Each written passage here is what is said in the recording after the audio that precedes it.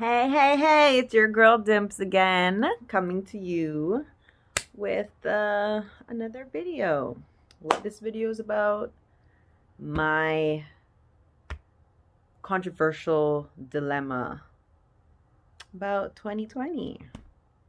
And I say controversial because, like, I have not even made up my mind about what to say about 2020. Like, seriously. But before I get into that, like I always say, get your snacks, get your drinks, and your girl don't discriminate. So just bring it all and just come watch me and chat with me. Don't mind my hairstyle because my sister gave me some sister locks for the quarantine, and my daughter just been styling it, having the most fun, and why not? Mommy usually doesn't have her hair like this for you to be able to play with. But anyways, without further ado, let's just get right into it, okay? Okay, so the topic of discussion is how I feel about 2020, and I could just say I'm just so confused. It's just so controversial, like my feelings. Like one minute I'm up here, next minute I'm down here. Like one minute I'm like 2020 has brought me this, and this, and then next minute I'm like 2020 has done this, and this. So it's crazy.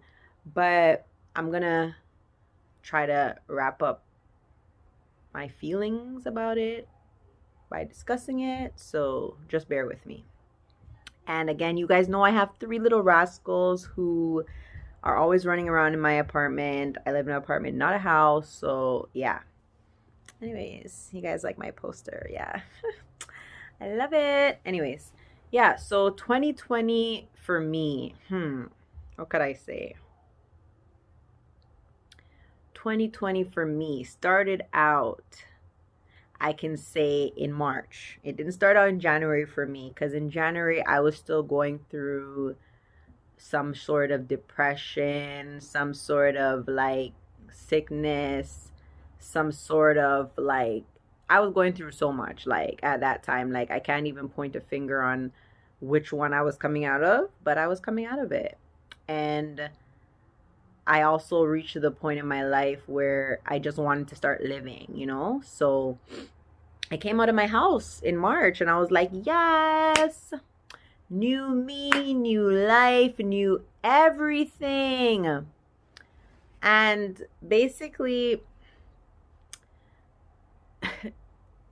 2020 was like, no, go sit your ass back down. Don't go anywhere. Don't do anything. Like, just go sit down. Because I went out on my birthday, met a friend that I didn't see in like over a century, which was exciting for me because I literally thought the person was dead. Yes, dead, dropped down, flat out, no longer existent. So at first it was shocking. I thought I seen a ghost, but then it was like, oh my God, 2020 is definitely going to be a good year because somebody who's dead is now alive. Like, come on.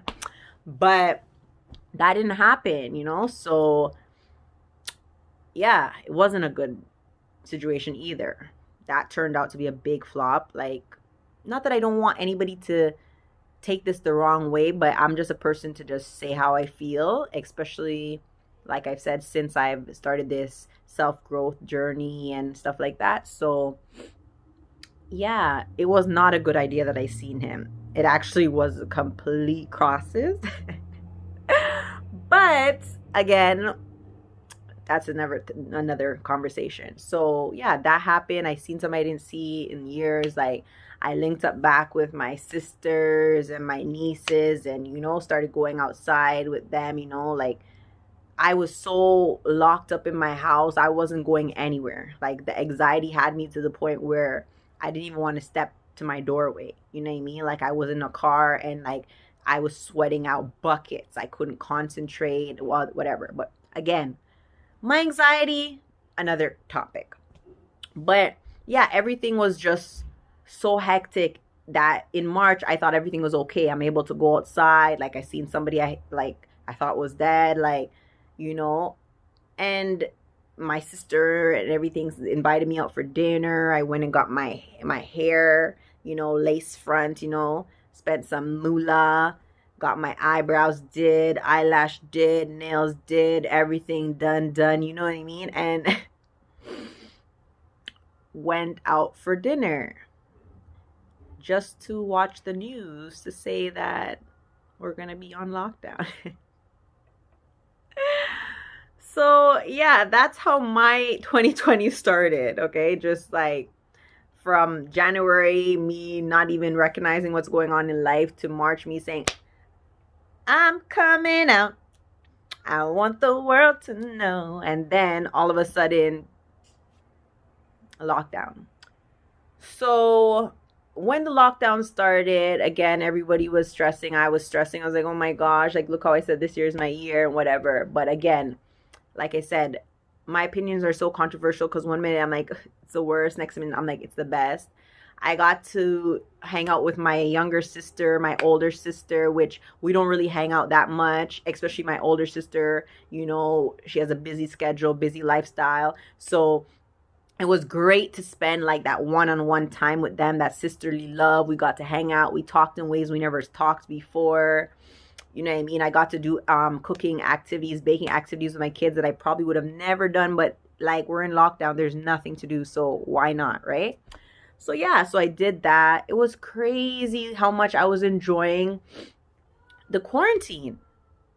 Like, I was enjoying everything, like the eating, the drinking. Like, I was trying new wines. My niece, like, she works at the LCBO, and basically she was trying new things and saying, Auntie, like, you want me to buy you this weekend? Like, what do you want? And I would tell her that, yeah, man, that one tastes nice that you got me, buy me this, and I don't know, I was enjoying myself. And then 6 months passed, and I'm like, I need to work. Here comes the great part. I am a frontline worker by profession because I am a personal care provider, personal support worker, personal care aide, whatever you guys call it, you know what I mean, old age care worker, whatever you guys want to label it. That's me. Yep. So you can imagine being out of work for so long and then now saying I want to enter the work field as a frontline worker, and there's all these outbreaks. So here goes happy-go-lucky me, like, yay, chilling with family, to I need to work now and I have to go into the whole COVID. So I did like 1 and 2, like I went out there, did a couple hours work here, went out there, a couple hours work there. But again, it wasn't working with me. So I started calling agencies and applying. Everybody wants to put you in the middle of the COVID circle. Everybody. Like, we will offer you $20. Well, if I already used to get $20, I'm not going to go out there for the $20. Like, it's not even about being selfish. I have 3 children who I homeschool, who I keep inside to prevent them from getting it. And now I'm going to risk their life because I'm going out there and bringing it into them. Yeah, I'm going to take every precautions. I might shower outside before I come in my house. Yeah, but that still leaves that little itty bitty percentage chance of me carrying it to my kids, and you still want me to work for the same amount I would have been working before the COVID. Is it worth the risk? Not really, because if so be the case, I wouldn't be here tearing out my hair every day trying to teach 3 kids at 3 different grade levels while the teachers are here. And you know what I mean? I'm not going to complain, because it's also been a learning journey for myself. Okay. Again, another up and down, because again, I'm so happy that I've been able to have that one-on-one time with my kids so I can see what level they are at, because a lot of the times your kids go to school and the teachers tell you stuff and you feel like they might not be as smart as they should be. They're not at their grade level. They're not where the other kids are at. They might be a little slower, and you kind of get all kind of frustrated even with yourself, because you're like, oh my gosh, like, why is my child like this? You know, am I not doing the right things? Am I not teaching them the way I should be? But yeah, like it's a struggle for me as a parent, and then to have to go out there and have to worry about bringing COVID to them because I need to earn money. It's a lot. Okay. So right now, oh, like I said, let me rewind. Let me rewind and go again.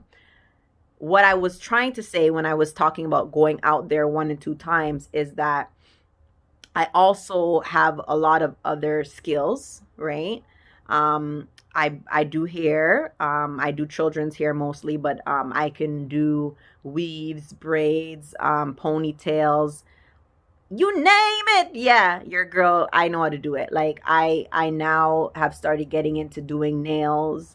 Um, I've been knowing how to do eyebrows. I tweeze, I shave, I wax, I pluck. Like, I know how to do the full works. Obviously, I don't know how to do threading, but I'm kind of glad because, you know, through the teeth, through the mouth, we don't really want to catch no COVID. So, yeah, but it's crazy because that's what I've been having to depend on and like fall back on to get money because, again, I didn't want to take the risk.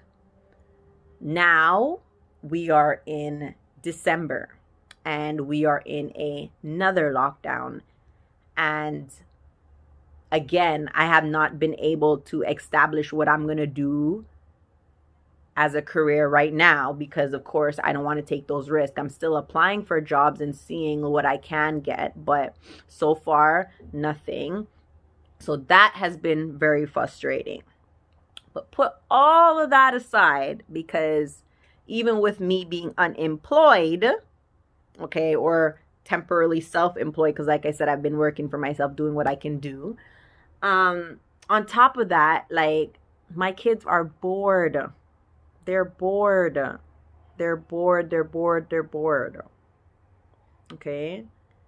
And to me, at first, I was like, well, you know, like, it's one of those things where I don't have to leave my house to pick you guys up from school. When I do that, I have to end up stopping at a Tim Hortons or a McDonald's or a corner store or something, get you guys snack, like, or rush home, figure something out. So I was enjoying those parts, but my kids are bored because they look forward to going to school and playing with their friends. They look forward to me picking them up and walking home and having those discussions with them about their day at school. You know what I mean? They look forward to certain things that now I have to compensate for, you know? And it's just crazy. Okay, moving forward, another benefit. I don't have to buy as much clothes and shoes for my kids. Being unemployed is hard. Being a single mom is hard. I was a single mom before, and then I end up getting married in a relationship, which I'm now divorced and a single mom again, which, again, I have stories, so you can go into my stories, look at all those. I'm not going to get into that, but yeah, it's very, like, very, very, very, very, very, oh my God, yeah. Sorry about my sheets. I'm kind of chilly, you know, so I'm covering, but yeah, it's very, very, what do you call it? Like, controversial how this whole COVID situation is going. And another benefit, okay, because we've been talking about a lot of negatives. So let's get into the positives.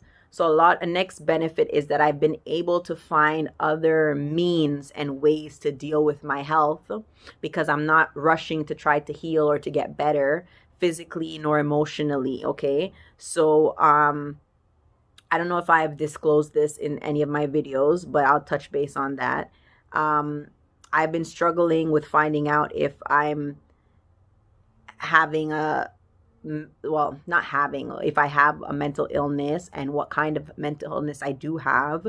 And going through mental health is a struggle because you don't have anybody telling you exactly what's wrong with you or exactly how you're going to react because everybody reacts differently to has different symptoms, just like if you're sick. Some people have colds, they have runny nose, some people they have stuffy nose, some people vomit, some people don't. So there's different symptoms when it comes to your physical health, just like how it comes to your mental health. So it's been very hard to diagnose me, and being on lockdown has helped me to find natural remedies to deal with my mental health as well as my physical health, right?